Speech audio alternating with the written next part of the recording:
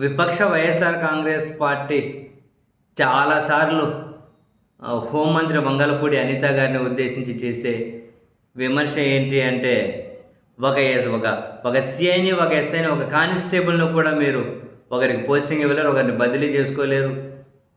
ఒక కానిస్టేబుల్ విషయంలో కూడా మీకు ఏమంటారు నియంత్రణ ఉండదు.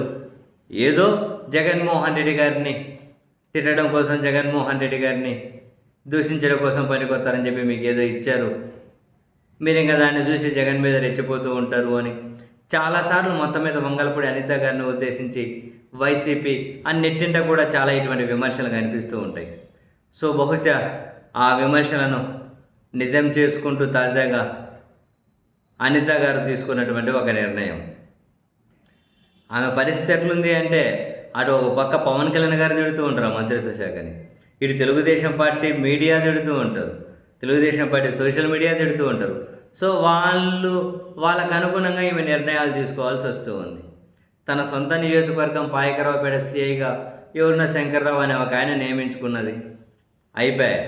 తెలుగుదేశం పార్టీ రాజగురువు పత్రికలో పెద్ద కథనం, శంకర్రావు అట్లా, శంకర్రావు ఇట్లా, వైసీపీ మనిషి, ఇంతకుముందు తెలుగుదేశం పార్టీ కార్యకర్తలను పలాసలో ఇబ్బంది పెట్టారు, అటువంటి వ్యక్తిని ఎట్లా నియమించుకుంటారు, అటు ఇటు అని చెలరేగిపోయారు. నాకు తెలిసి బహుశా ఇంకా వేరే వాళ్ళ నియోజకవర్గంలో ఇలాంటి నియామకాలు జరిగితే లోపల ఏమైనా చెప్పుకునే వాళ్ళేమో అది కాదు ఇది అని. బట్ అనిత గారి నియోజకవర్గం కదా. సో నిజం చెప్పాలి అంటే ఏమంటారు, ప్రతి ఒక్కరూ తన మీద కమాండింగ్ చేయడానికి రకరకాలుగా ఏం చేసినా పాపం ఆమె మళ్ళీ జగన్ వైసీపీ వాళ్ళని తిట్టడం తప్ప మిగతా వాళ్ళ మీద ఏమంటారు ఎలాంటి మాట అన్నారు, అది వేరే విషయం అనుకోండి.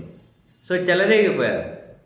ఆ పత్రిక సీన్ కట్ చేసి నిన్న కథనం వచ్చింది, మధ్యాహ్నం వచ్చేసరికి ఆమె మీడియా సమావేశం పెట్టారు, సాయంత్రం వచ్చేసరికి ఆ సిఐ విఆర్కి పంపించేశారు.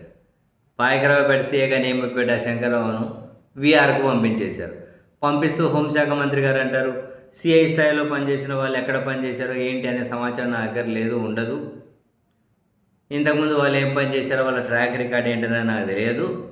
సో ఇప్పుడే కొన్ని విషయాలు తెలిసాయి, అందుకని చెప్పి ఆ సిఐని విఆర్కు పంపించేస్తున్నామని. అసలు ఇట్లా నియామకం అట్లా విఆర్కు పంపించాడు. అదిగో మధ్యలో ఆ పత్రిక చెలరేగిపోయి రాసేశారు.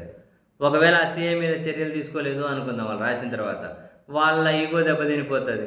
ఇంకా తర్వాత వంగలపూడి అనిత గారి మీద నేరుగా వరుస పెట్టి కథనాలు వస్తాయి. ఇంకా నెక్స్ట్ ఆమె జగన్ తిట్టడానికైనా ఆమె మంత్రి పదవిగానే ఉండదు. ఇంకా అదంతా మనకెందుకులే, ఏదో కనీసం ఒక ప్రోటోకాల్ అయినా ఉంది, హోంశాఖ మంత్రి అనే ట్యాగ్ అయినా ఉంది కదా.